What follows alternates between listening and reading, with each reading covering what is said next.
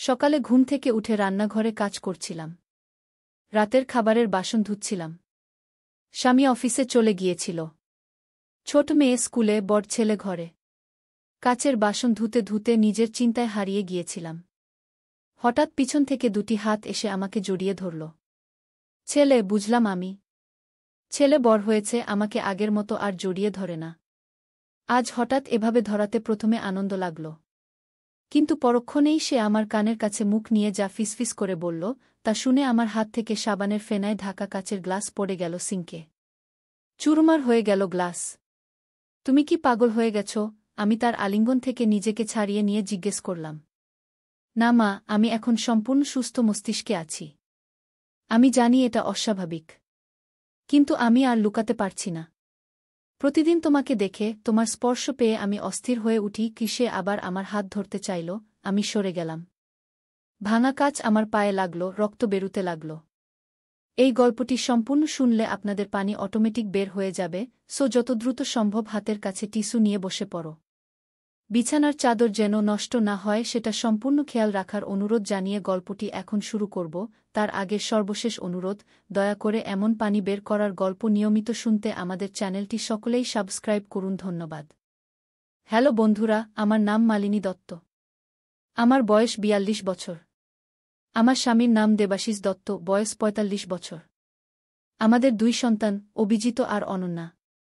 অভিজিৎ ১৯ বছর বয়সী, কলেজে পড়ে। অনন্যা ১২ বছর বয়সী, স্কুলে যায়। আমাদের জীবন ছিল একেবারেই সাধারণ, যতক্ষণ না সেই ঘটনাটি ঘটেছিল। যে ঘটনাটি আমাদের জীবনের গতিপথকেই পাল্টে দিয়েছিল।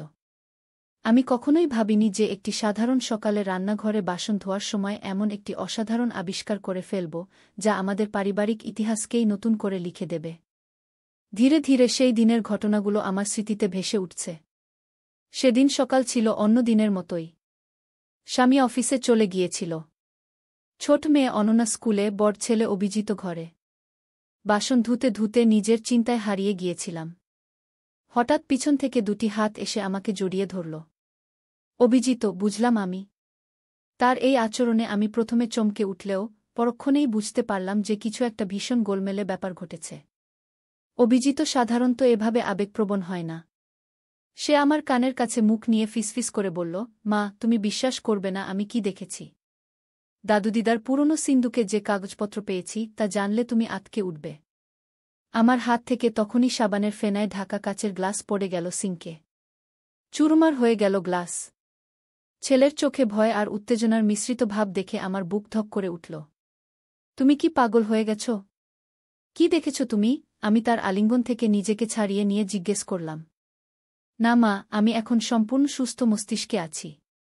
আমি জানি এটা বিশ্বাস করা কঠিন, কিন্তু আমি আর লুকাতে পারছি না। দাদু আসলে আমাদের পরিবারের লোক নন। তার আসল পরিচয় সম্পূর্ণ ভিন্ন। সে আবার আমার হাত ধরতে চাইল। আমি হতবিহ্বল হয়ে পড়লাম। ভাঙা কাচ আমার পায়ে লাগল, রক্ত বেরুতে লাগল।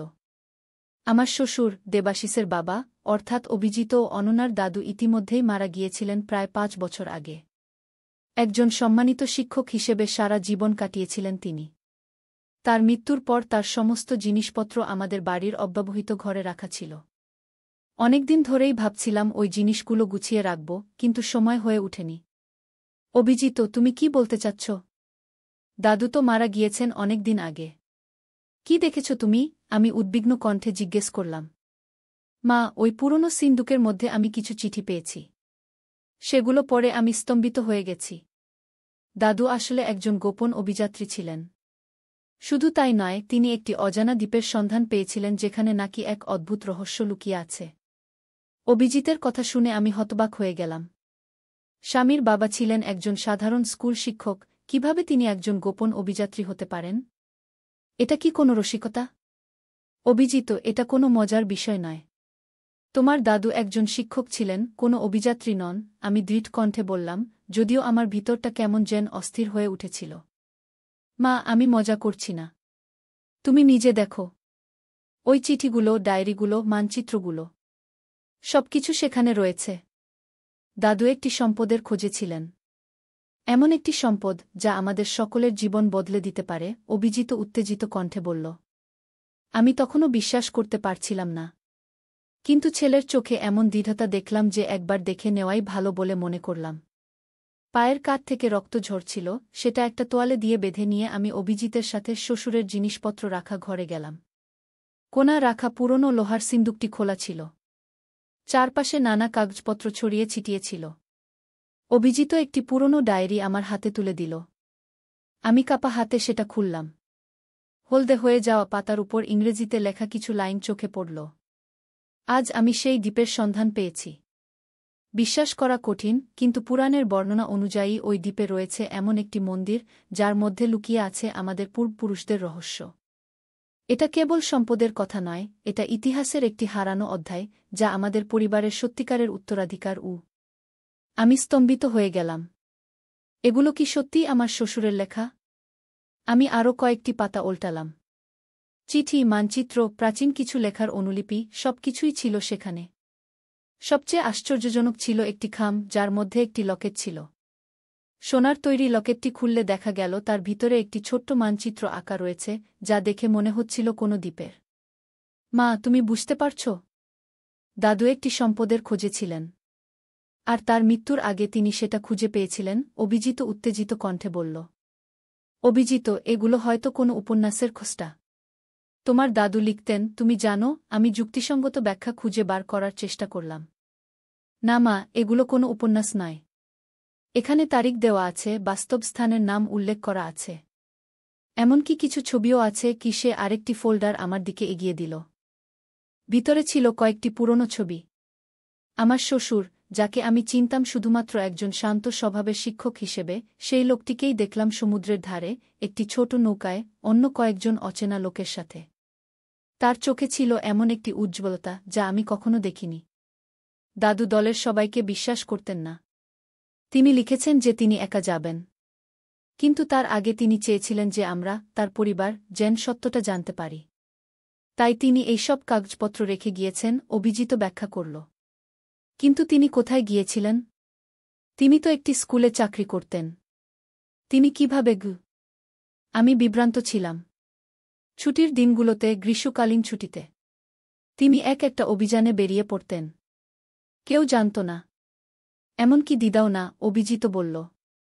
আমার মনে পড়ল শ্বশুর প্রায় বলতেন যে তিনি শৈল শহরে ঘুরতে যাচ্ছেন, পাহাড়ে যাচ্ছেন। আমরা ভাবতাম তিনি প্রকৃতিপ্রেমিক, তাই ঘুরতে ভালোবাসেন। কিন্তু তার এই গোপন জীবন, এটা কিছুতেই বিশ্বাস করা যাচ্ছিল না। কিন্তু এর মানে কি? এখন আমরা কি করব? আমি জিজ্ঞেস করলাম। অভিজিতের চোখে এক অদ্ভুত চমক দেখলাম। মা, আমি চাই আমরা দাদুর অসমাপ্ত কাজ শেষ করি। আমি চাই আমরা সেই দ্বীপে যাই। আমি চমকে উঠলাম। কি বলছো তুমি? এটা পাগলামি। আমরা কিভাবে জানব যে এই দ্বীপটা কোথায়? এমনকি এটা আদৌ আছে কিনা? দাদু সব বিবরণ লিখে রেখেছেন। আমরা সব খুঁজে বের করতে পারব। মা, ভাবো একবার। এটা আমাদের জীবন বদলে দিতে পারে, অভিজিত উৎসাহভরে বলল। আমি মাথা নাড়লাম। না, এটা অসম্ভব। তোমার বাবাকে কি বলবো? অননাকে? আমরা একটা অজানা দ্বীপে যাচ্ছি, যার অস্তিত্ব নিয়েই সন্দেহ আছে। আমরা বাবাকে সত্যটা বলবো। তিনিও আমাদের সাথে আসবেন। মা, এটা আমাদের পারিবারিক উত্তরাধিকার। আমাদের জানা অধিকার আছে। সেদিন সন্ধ্যায় যখন দেবাশিস ফিরে এলো, আমরা তাকে সবকিছু জানালাম। প্রথমে সে হেসে উড়িয়ে দিতে চাইল, কিন্তু ডায়েরি, চিঠি, ছবিগুলো দেখে সেও স্তম্ভিত হয়ে গেল। তার বাবার এই দিকটা সে কখনো জানত না। বাবা কখনো আমাদের কিছু বলেননি। তিনি সবসময় একজন সাধারণ শিক্ষক হিসেবেই থাকতে চেয়েছিলেন আমাদের কাছে। দেবাশিসের গলায় আবেগ ঝরে পড়ল। তারপর শুরু হলো আমাদের অভিযান প্রস্তুতি।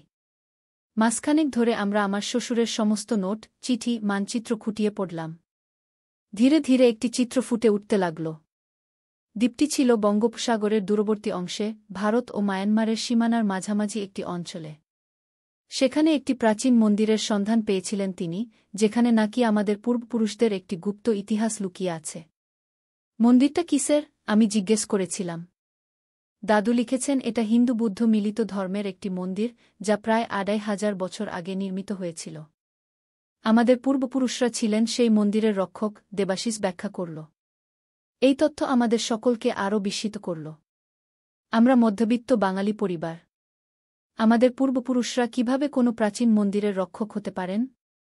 তাহলে আমরা কি সত্যিই যাচ্ছি? অনন্যা উৎসাহে ঝলমল করে উঠল। আমরা একে অপরের দিকে তাকালাম। এটা একটা পাগলামি, কিন্তু আমাদের সকলের মধ্যেই এক অদ্ভুত টান অনুভব করছিলাম। দেবাশিস অবশেষে মাথা নাড়ল। হ্যাঁ, আমরা যাব। আমাদের পারিবারিক ইতিহাস উদ্ধার করব। এভাবেই শুরু হলো আমাদের অভিযান। একটি ভাড়া করা ট্রলারে করে আমরা রওনা দিলাম সেই অজানা দ্বীপের উদ্দেশ্যে। ক্যাপ্টেন রহমান, একজন অভিজ্ঞ নাবিক, আমাদের গাইড হিসেবে সঙ্গে এলেন। শুরুতে তিনি অবিশ্বাস করেছিলেন, কিন্তু আমার শ্বশুরের মানচিত্র দেখে তিনিও উৎসাহী হয়ে উঠেছিলেন। অদ্ভুত ব্যাপার হল, যত যত আমরা সেই দ্বীপের দিকে এগিয়ে যাচ্ছিলাম, ততই আবহাওয়া খারাপ হতে লাগল। মেঘ ঘনিয়ে এল, সমুদ্র উত্তাল হয়ে উঠল। এমন মনে হচ্ছিল যেন প্রকৃতি আমাদের বাধা দিতে চাইছে। মা, আমি ভয় পাচ্ছি, অনন্যা আমার কাছে এসে ফিসফিস করে বলল। ভয় নেই মা, আমরা সবাই সাথে আছি, আমি তাকে সান্ত্বনা দিলাম, যদিও আমি নিজেও ভয় পাচ্ছিলাম। ক্যাপ্টেন রহমান চিন্তিত স্বরে বললেন, আমরা পথ হারিয়ে ফেলছি। এই দ্বীপটা যেন কোথাও নেই। না, এটা থাকতেই হবে, দেবাশিস দৃঢ় স্বরে বলল। আমার বাবার গবেষণাকে আমি বিশ্বাস করি। আমরা প্রায় হতাশ হয়ে পড়েছিলাম, যখন হঠাৎ ক্যাপ্টেন রহমান চিৎকার করে উঠলেন, ওখানে! আমি দেখতে পাচ্ছি। কুয়াশার মধ্য দিয়ে আমরা একটি ছোট দ্বীপের আকার দেখতে পেলাম। আমাদের হৃদস্পন্দন বেড়ে গেল। এটাই কি সেই দ্বীপ? দ্বীপে নামার পর আমরা দেখলাম এটা প্রায় জনমানবশূন্য।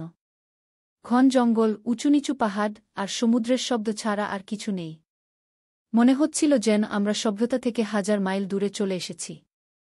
এখন কি করব? আমি জিজ্ঞেস করলাম। দেবাশিস শ্বশুরের নোটবুক খুলল। বাবা লিখেছেন মন্দির পাহাড়ের উত্তর দিকে। আমাদের সেদিকে যেতে হবে গু। ক্যাপ্টেন রহমান নৌকা পাহারা দিতে সেখানেই থাকলেন, আর আমরা 4 জন, আমি, দেবাশিস, অভিজিত আর অনন্যা, রওনা দিলাম পাহাড়ের দিকে। দেবাশিস আর অভিজিত নিয়ে এসেছিল সব রকম সরঞ্জাম, টর্চ, কম্পাস, দড়ি, খাবার, পানি। জঙ্গলের মধ্য দিয়ে পথ করে এগোতে এগোতে অদ্ভুত ব্যাপার লক্ষ্য করলাম। গাছপালা, পাখি, প্রজাপতি, সবকিছুই যেন একেবারে অন্যরকম। এমন প্রজাতি যা আমি আগে কখনো দেখিনি। অনন্যাও একই কথা বলল। বাবা, এই ফুলগুলো কি? আমি এর আগে কখনো দেখিনি। সে একটি বিশাল, আশ্চর্য সুন্দর নীল ফুলের দিকে ইশারা করল। দেবাশিস মাথা নাড়ল। আমিও জানি না। মনে হচ্ছে এই দ্বীপে এমন প্রজাতি আছে যা বাইরের দুনিয়ায় নেই। 2 ঘণ্টা হাঁটার পর আমরা একটি খাড়া পাহাড়ের সামনে এসে পৌঁছলাম। দেবাশিস উপরের দিকে তাকিয়ে বলল, আমাদের উপরে উঠতে হবে গু। অনন্যা ভয় পেয়ে গেল। আমি পারব না ঘি। আমি তার হাত ধরলাম। পারবি মা। আমরা সবাই সাথে আছি গু। পাহাড়ে ওঠার সময় অবিশ্বাস্য ঘটনা ঘটল। ঠিক মাঝামাঝি জায়গায় পৌঁছতেই আমরা দেখলাম একটি সুড়ঙ্গের মতো পথ। দেবাশিস টর্চ জ্বেলে সেদিকে এগোল। সেই সুড়ঙ্গ আমাদের নিয়ে গেল পাহাড়ের ভিতরে। দাদু লিখেছিলেন একটি পাহাড়ের গুহা সম্পর্কে, কিন্তু এটা তো একেবারে সুড়ঙ্গ, অভিজিত বিস্মিত কণ্ঠে বলল। সুড়ঙ্গ পথ ধরে আমরা এগোতে লাগলাম। হঠাৎ আমরা এক বিশাল প্রশস্ত জায়গায় এসে পৌঁছলাম। টর্চের আলো আমরা দেখলাম সেখানে একটি প্রাচীন মন্দির, পাহাড়ের ভিতরেই। মন্দিরটি বিশাল, কারুকার্যময়, এবং এর সামনে দাঁড়িয়ে আছে একটি বিশাল মূর্তি, অর্ধেক মানুষ, অর্ধেক দেবতার রূপে। এটাই সেই মন্দির। আমরা খুঁজে পেয়েছি, দেবাশিস আনন্দে চিৎকার করে উঠল। আমরা সকলেই স্তম্ভিত হয়ে মন্দিরটির দিকে তাকিয়েছিলাম। তার কারুকার্য, এর বয়স, এর অবস্থান, সবকিছুই ছিল বিস্ময়কর। কিন্তু সবচেয়ে আশ্চর্যজনক ছিল মন্দিরের দরজার উপরে খোদাই করা একটি প্রতীক, হুবহু সেই প্রতীক যা আমার শ্বশুরের লকেটে ছিল। শ্বশুর সত্যি বলেছিলেন। এটাই আমাদের পূর্বপুরুষদের মন্দির, আমি বিটবিট করে বললাম। আমরা সাবধানে মন্দিরের ভিতরে প্রবেশ করলাম। ভিতরে দেওয়ালে খোদাই করা ছিল অসংখ্য চিত্র। কোনোটা যুদ্ধের, কোনোটা পূজার, কোনোটা প্রাচীন জীবনযাত্রার। আর ঠিক মন্দিরের কেন্দ্রে ছিল একটি বিশাল পাথরের বেদি, যার উপরে রাখা ছিল একটি প্রাচীন বই। ওই বইটা, অভিজিত আঙুল দিয়ে দেখিয়ে বলল। দাদু এটার কথাই লিখেছিলেন গু। দেবাশিস ধীরে ধীরে বেদির কাছে গেল এবং বইটা নিল। এটা ছিল পুরনো চামড়ায় বাধাই করা, পাতাগুলো হলদে হয়ে গিয়েছিল। সে সাবধানে পাতা উল্টাতে লাগল। এটা এটা আমাদের পূর্বপুরুষদের ইতিহাস, সে বিস্মিত কণ্ঠে বলল। আমাদের বংশ সত্যিই এই মন্দিরের রক্ষক ছিল। প্রাচীনকালে আমাদের পূর্বপুরুষরা ছিলেন জ্ঞানী আর যোদ্ধা, যারা দ্বিভুবনবিদ্যা নামক একটি প্রাচীন বিদ্যার রক্ষক ছিলেন। দ্বিভুবনবিদ্যা কি? আমি জিজ্ঞেস করলাম। এটা একটি প্রাচীন জ্ঞান যা প্রকৃতি আর মানবমনের সংযোগ সম্পর্কিত। এই বিদ্যার সাহায্যে আমাদের পূর্বপুরুষরা প্রকৃতির সাথে সহাবস্থান করতেন। তারা প্রকৃতি থেকে শক্তি আহরণ করতে পারতেন, রোগ সারাতে পারতেন, এমনকি মনের শক্তি দিয়ে নিজেদের নিরাময় করতে পারতেন। বাবা, তাহলে তো আমরাও এই শক্তি পেতে পারি, অভিজিৎ উত্তেজিত হয়ে বলল। দেবাশিস মাথা নাড়ল। এত সহজ নয়। এই বিদ্যা শিখতে বছরের পর বছর লাগে। আর সবচেয়ে বড় কথা, এই বিদ্যা শিখতে হলে মনকে শুদ্ধ করতে হয়, আত্মাকে পবিত্র করতে হয়। অনন্যা বইয়ের পাতাগুলো দেখতে লাগল। এই দেখো, এখানে কিছু আঁকা আছে। দেখতে অনেকটা ব্যায়ামের মতো। সত্যিই পাতায় বিভিন্ন শারীরিক মুদ্রা বা পোজের ছবি আঁকা ছিল, যার সাথে কিছু ব্যাখ্যাও লেখা ছিল। দেবাশিস সেগুলো পড়তে লাগল। এগুলো শক্তি আহরণের মুদ্রা। এই ব্যায়ামগুলো করলে মানুষ প্রকৃতি থেকে শক্তি গ্রহণ করতে পারে। কি? হঠাৎ মন্দিরের ভিতরে একটা অদ্ভুত শব্দ শুনলাম। আমরা চমকে উঠলাম। টর্চের আলো ফেলতেই দেখলাম মন্দিরের একটি কোণে একটি মানুষের আকৃতি। সে ধীরে ধীরে আমাদের দিকে এগিয়ে আসতে লাগল। কে ওখানে? দেবাশিস কাপা গলায় জিজ্ঞেস করল। আমি তোমাদের অপেক্ষা করছিলাম, একটি শান্ত, গম্ভীর কণ্ঠস্বর শোনা গেল। আমাদের সামনে এসে দাঁড়ালেন একজন বৃদ্ধ। তার দীর্ঘ সাদা দাড়ি, জ্যোতির্ময় চোখ, গায়ে একটি সাদা আলখাল্লা। তাকে দেখলে মনে হয় তিনি এই মন্দিরেরই একজন। আপনি কে? আমি ভয়ে ভয়ে জিজ্ঞেস করলাম। আমি রাজীব দত্ত। আমি এই মন্দিরের বর্তমান রক্ষক। তিনি মৃদু হাসলেন। দত্ত? দেবাশিস চমকে উঠল। আমাদেরও পদবী দত্ত। আপনি কি আমাদের আত্মীয়? বৃদ্ধ হাসলেন। হ্যাঁ, আমরা একই বংশের। আমি তোমার বাবার কাকা হই। তিনি আমার সম্পর্কে তোমাদের বলেননি, কারণ আমি বহু বছর আগে এই পথ বেছে নিয়েছিলাম, মন্দিরের রক্ষক হওয়ার পথ।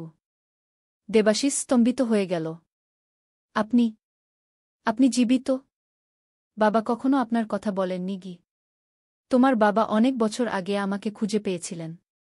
তিনি আমাদের পূর্বপুরুষদের ইতিহাস জানতে চেয়েছিলেন। আমি তাকে সবকিছু জানিয়েছিলাম, রাজীব বললেন। তিনি প্রতিজ্ঞা করেছিলেন যে তিনি একদিন তার পরিবারকে এই সত্য জানাবেন এবং তাদের এখানে নিয়ে আসবেন। দুঃখের বিষয়, তিনি নিজে আসতে পারেননি। কিন্তু তোমরা এসেছ, তার সন্তানেরা। আপনি এতদিন কিভাবে বেঁচে আছেন? আমি পনে জিজ্ঞেস করে ফেললাম, তারপর নিজের প্রশ্নে নিজেই লজ্জিত হয়ে পড়লাম। রাজীব হাসলেন। দ্বিভুবনবিদ্যা। এই বিদ্যার কারণেই আমি দীর্ঘজীবী হয়েছি। প্রকৃতির সাথে সংযোগ, শুদ্ধ জীবনযাপন, আর এই মন্দিরের শক্তি, এসব মিলে আমার আজু বাড়িয়েছে। আমরা অবাক হয়ে তার কথা শুনছিলাম। তিনি আমাদের মন্দিরের আরও ভিতরে নিয়ে গেলেন। সেখানে ছিল আরও অনেক প্রাচীন পুঁথি, মূর্তি, আর একটি অদ্ভুত বস্তু, একটি স্ফটিকের গোলক, যা থেকে নীলাভ আলো বেরুচ্ছিল। এটাই দ্বিভুবনবিদ্যার কেন্দ্রবিন্দু। এই স্ফটিকের মাধ্যমে আমরা প্রকৃতির শক্তি আহরণ করি, রাজীব ব্যাখ্যা করলেন।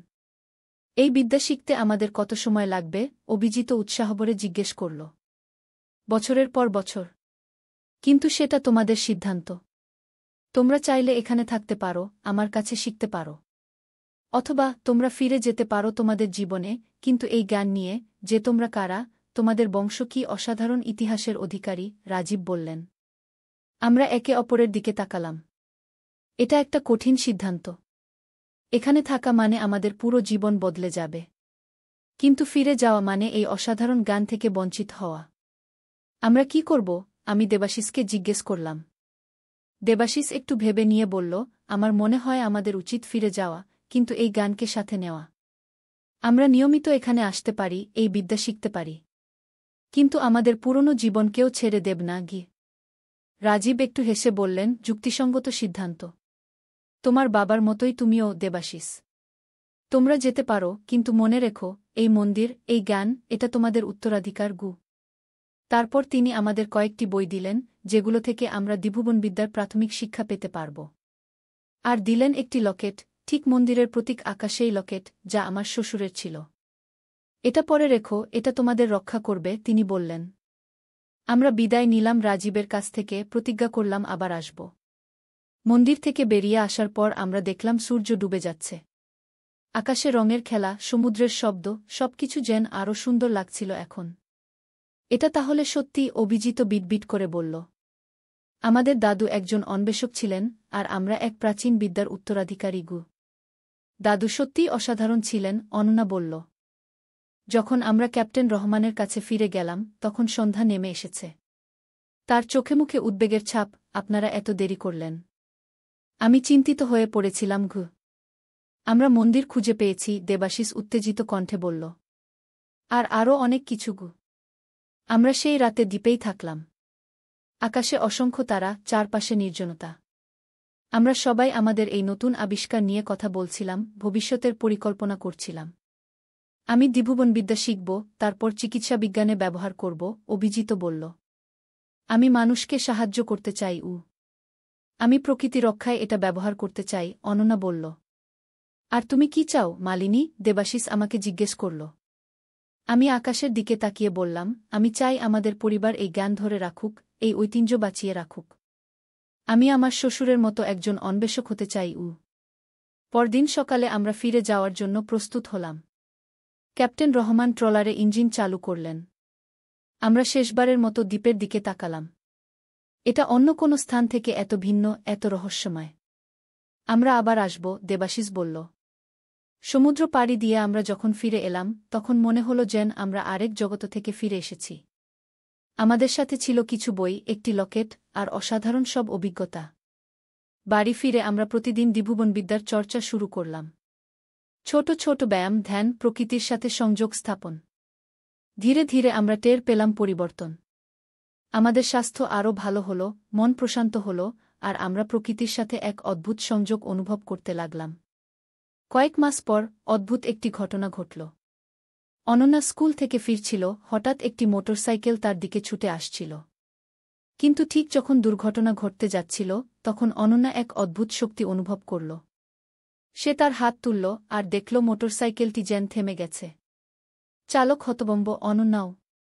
সেদিন সন্ধ্যায় অনন্যা আমাদের কাছে সব বলল। দেবাশিস বইগুলো খুঁজে দেখল। এটা শক্তি নিয়ন্ত্রণের প্রাথমিক লক্ষণ। দ্বিভুবনবিদ্যার মাধ্যমে আমরা ভৌত জগতে প্রভাব ফেলতে পারি। আমরা বুঝতে পারলাম যে এই বিদ্যা আমাদের ধারণার চেয়েও অনেক শক্তিশালী। আমাদের মধ্যে একে অপরের দিকে তাকালাম, এক নতুন দায়িত্ববোধ অনুভব করলাম। এই শক্তি ব্যবহার করতে হবে সাবধানে, আমি বললাম। আমাদের দায়িত্ব আছে। দেবাশিস মাথা নাড়ল। হ্যাঁ, এই শক্তি শুধু ভালো কাজে ব্যবহার করতে হবে। আমাদের পূর্বপুরুষরা এজন্যই এটা গোপন রেখেছিলেন। এভাবেই আমাদের জীবন বদলে গেল। দিনের বেলায় আমরা সাধারণ মানুষের মতো কাজ করতাম, অফিস, স্কুল, কলেজ। কিন্তু রাতে আমরা পরিণত হতাম দ্বিভুবনবিদ্যার চর্চাকারী, প্রাচীন একটি ঐতিহ্যের বাহক। মাঝে মাঝে আমরা সেই দ্বীপে ফিরে যেতাম। রাজীবের কাছ থেকে আরও শিখতাম। আমরা জানতে পারলাম যে পৃথিবীতে এমন আরও কিছু পরিবার আছে যারা বিভিন্ন প্রাচীন বিদ্যার রক্ষক। পুরো অভিজ্ঞতা আমাকে পূর্ণ করে তুলল। অন্যরকম একটা আনন্দ, একটি শূন্যতা পূরণ হওয়ার অনুভূতি। একদিন যখন আমি রান্নাঘরে কাজ